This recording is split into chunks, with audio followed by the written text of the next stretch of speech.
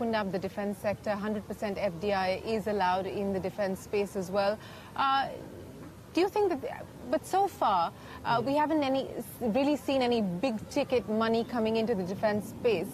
Do you believe that we could now potentially start to see that happen? I mean, we've got one big joint venture announcement just before this visit, which is Tata Advanced Systems and Lockheed Martin for the F-16. Do you believe that we're now going to start to see momentum pick up on this front? I think there might be momentum. The biggest obstacle, I think, to momentum is the fact that Trump has still not really filled out the sort of mid-level positions or even some of the high-level positions at state and defense that would presumably be organizing this cooperation. And the other issue when it comes to the sort of people-to-people relationship side of this is that Obama and Modi had really good personal chemistry. Exactly. And we don't know if that chemistry exists yet between Trump and Modi. We sort of have to wait and see. So that could be a factor as well. But I think that the Lockheed-Tata announcement was a step in the right direction. It sounds like Lockheed consulted with the administration, the Trump administration, quite a lot in that to sort of undermine this idea of, you know, American jobs being lost overseas. It doesn't sound like that's going to happen significantly.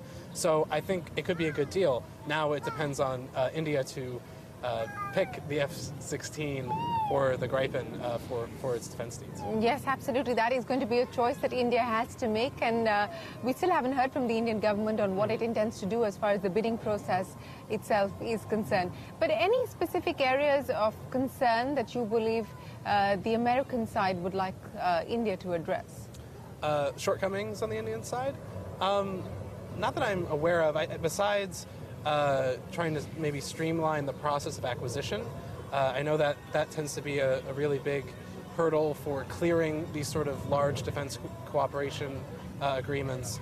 Take, for example, the medium fighter issue in India, where it was supposed to be a purchase of 120 some odd Rafale fighters, turned out to be much less than that, and so now they need to look for the F-16 or the Gripen to round out the rest of that buy.